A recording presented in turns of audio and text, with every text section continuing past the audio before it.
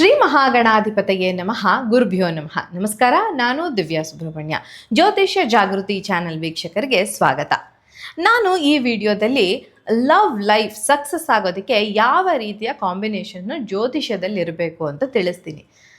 ಎಷ್ಟೋ ಜನಕ್ಕೆ ಲವ್ ಆಗತ್ತೆ, ಒಂದು ಏಜಲ್ಲಿ ಅದು ಸಕ್ಸಸ್ಫುಲ್ ಆಗೋದಿಲ್ಲ, ಮದುವೆಯಲ್ಲಿ ಎಂಡ್ ಆಗೋದಿಲ್ಲ. ಸಕ್ಸಸ್ಫುಲ್ ಲವ್ ಸ್ಟೋರಿ ಅಂದರೆ ಒಪ್ಕೊಂಡು ಲೈಫ್ ಲಾಂಗ್ ಜೊತೆಯಲ್ಲಿರುವಂಥದ್ದನ್ನು ನಾನು ಸಕ್ಸಸ್ಫುಲ್ ಲವ್ ಸ್ಟೋರಿ ಅಂತ ಕರಿತೀನಿ.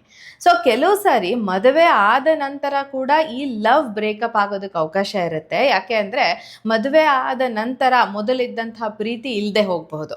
ಸೊ ಹೀಗೆ ಯಾವುದೇ ರೀತಿಯ ಬ್ರೇಕಪ್ಗಳಿಗೆ, ಲವ್ ಬ್ರೇಕಪ್ಗೆ ಬೇರೆ ರೀತಿಯ ಕಾಂಬಿನೇಷನ್ ಇರುತ್ತೆ. ಆದರೆ ಲವ್ ಸಕ್ಸಸ್ ಆಗೋದಕ್ಕೆ ಅಂತ ಒಂದು ಕಾಂಬಿನೇಷನ್ ಇರಬೇಕಲ್ವಾ? ಅದು ಯಾವ ಥರ ಇರುತ್ತೆ ಜನ್ಮ ಜಾತಕದಲ್ಲಿ ಅನ್ನೋದನ್ನ ಈ ವಿಡಿಯೋದಲ್ಲಿ ನೋಡೋಣ. ನೋಡಿ, ಇದು ಮೊದಲನೇ ಮನೆ ಅಂತ ಕನ್ಸಿಡರ್ ಮಾಡ್ತೀವಿ. ಇದು ಮೊದಲನೇ ಮನೆ ಆದರೆ ಇದು ನೀವು ನಿಮ್ಮ ಪರ್ಸನಾಲಿಟಿಯನ್ನು ತೋರಿಸುವಂಥದ್ದು. ಈ ಪಂಚಮ ಸ್ಥಾನ ಅಂತ ಏನು ಹೇಳ್ತೀವಿ, ಇದು ನಿಮ್ಮ ಪ್ರೀತಿ ಪ್ರೇಮದ ಬಗ್ಗೆ ತೋರಿಸುವಂಥ ಮನೆ ಅಂತ. ಈ 7ನೇ ಮನೆ ಅಂತ ಏನಿದೆ, ಇದನ್ನು ನಾವು ಮದುವೆಯ ಸ್ಥಾನ ಅಂದರೆ ವಿವಾಹಕ್ಕೆ ನೋಡುವಂಥ ಸ್ಥಾನ ಅಂತ ಹೇಳ್ತೀವಿ. ಸೊ ಮೊದಲನೇ ಮನೆ ಅಧಿಪತಿ 5ನೇ ಮನೆಯ ಅಧಿಪತಿಯ ಜೊತೆ ಇದ್ದರೂ ಕೂಡ ಲವ್ ಮ್ಯಾರೇಜ್ ಆಗೋದಕ್ಕೆ ಅವಕಾಶ ಇರುತ್ತೆ. ಪಂಚಮಾಧಿಪತಿ ಸಪ್ತಮಾಧಿಪತಿಗಳ ಸಂಗಮ ಕೂಡ ಲವ್ ಮ್ಯಾರೇಜ್ನ ಕಾಂಬಿನೇಷನ್ನ ಕೊಡುತ್ತೆ. ಪಂಚಮಾಧಿಪತಿ 11th ಹೌಸಲ್ಲಿ, 11th ಅಂದರೆ ಅದು ಫುಲ್ಫಿಲ್ಮೆಂಟ್ ಆಫ್ ಡಿಸೈರ್ಸ್ ಅಂತ, ಈ ತರಹದ ಮನೆಯಲ್ಲಿ ಇದ್ರೂ ಕೂಡ ಲವ್ ಸಕ್ಸಸ್ ಆಗೋದಕ್ಕೆ ಅವಕಾಶ ಇರುತ್ತೆ. ಅದರಲ್ಲೂ ಪಂಚಮಾಧಿಪತಿ ಸಪ್ತಮಾಧಿಪತಿ ಏನಾದರೂ ಈ 11th ಹೌಸಲ್ಲಿ ಇದ್ದರೆ ಡೆಫಿನೆಟ್ ಆಗಿ ಲವ್ ಸಕ್ಸಸ್ ಆಗುತ್ತೆ ಅನ್ನುವಂಥದ್ದನ್ನು ನಾವು ಹೇಳಬಹುದು. ಅದೇ ಈಗ ಪಂಚಮಾಧಿಪತಿ ಲಗ್ನದಲ್ಲಿರ್ತಾನೆ ಅನ್ಕೊಳ್ಳಿ. ಇಲ್ಲಿ ಈ ಒಂದು ಕಾಲಪುರುಷನ ಕುಂಡಲಿಯಲ್ಲಿ ನೋಡಿದಾಗ ಪಂಚಮಾಧಿಪತಿ ಬಂದು ರವಿ ಆಗ್ತಾನೆ. ಸೊ ಈ ರವಿ ಏನಾದರೂ ಪಂಚಮಾಧಿಪತಿಯಾಗಿ ಸಪ್ತಮವನ್ನು ನೋಡಿ ಇಲ್ಲಿ ಸ್ವಕ್ಷೇತ್ರದಲ್ಲಿ ಶುಕ್ರ ಇದ್ರೆ ಕೂಡ ಲವ್ ಮ್ಯಾರೇಜ್ ಆಗೋದಕ್ಕೆ ಅವಕಾಶ ಇರುತ್ತೆ. ಅಥವಾ ಸಪ್ತಮಾಧಿಪತಿ ಶುಕ್ರ ಲಗ್ನದಲ್ಲಿದ್ದು 7ನೇ ಮನೆಯನ್ನು ನೋಡಿದ್ರು ಕೂಡ ಸಕ್ಸಸ್ಫುಲ್ ಲವ್ ಸ್ಟೋರಿ ಆಗೋದಕ್ಕೆ ಅವಕಾಶ ಇರುತ್ತೆ, ಲವ್ ಮ್ಯಾರೇಜ್ ಆಗೋದಕ್ಕೆ ಅವಕಾಶ ಇರುತ್ತೆ. ಇನ್ನು ಪಂಚಮಾಧಿಪತಿ ನವಮದಲ್ಲಿದ್ದರೂ ಲವ್ ಮ್ಯಾರೇಜ್ ಚಾನ್ಸಸ್ ಇರುತ್ತೆ.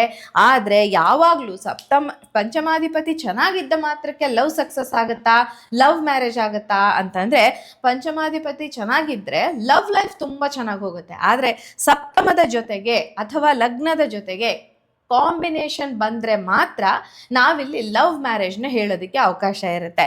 ಹಾಗಿದ್ರೆ ರಾಶಿ ಚಾರ್ಟ್ ಮಾತ್ರ ಸಾಕಾ, ರಾಶಿ ಕುಂಡ್ಲಿ ಸಾಕಾ ಅಂತಂದರೆ ಈ ಕಾಂಬಿನೇಷನ್ನು ಕೆಲವು ಬಾರಿ ನಮ್ಮ ರಾಶಿ ಚಾರ್ಟ್ನಲ್ಲಿ ಇಲ್ಲದೆ ಹೋಗ್ಬೋದು. ನವಾಂಶ ಕುಂಡಲಿ ಅಂತ ಏನು ಹೇಳ್ತೀವಲ್ಲ, ಇದು ಮದುವೆಗೆ ತುಂಬ ಮುಖ್ಯವಾದಂಥ ಕುಂಡಲಿ. ಆ ಕುಂಡಲಿಯಲ್ಲೇನಾದರೂ ಈ ರೀತಿಯ ಒಂದು ಕಾಂಬಿನೇಷನ್ನು, ಲಗ್ನಾಧಿಪತಿ ಪಂಚಮಾಧಿಪತಿಗಳ ಸಂಗಮ ಏನಿದೆ ಅದು, ಅಥವಾ ಸಪ್ತಮಾಧಿಪತಿಗಳ ಒಂದು ಸಂಗಮ ಏನಿದೆ ಅದು ಲವ್ ಮ್ಯಾರೇಜ್ನ ಕೊಡೋದಕ್ಕೆ ಅವಕಾಶ ಇರುತ್ತೆ. ಇಲ್ಲಿ ನವಾಂಶದಲ್ಲಿದ್ರೂ ಕೂಡ ಈ ತರಹದ ಒಂದು ಅವಕಾಶ ನಮಗೆ ಇರುತ್ತೆ ಅಂತ ಹೇಳ್ಬೋದು.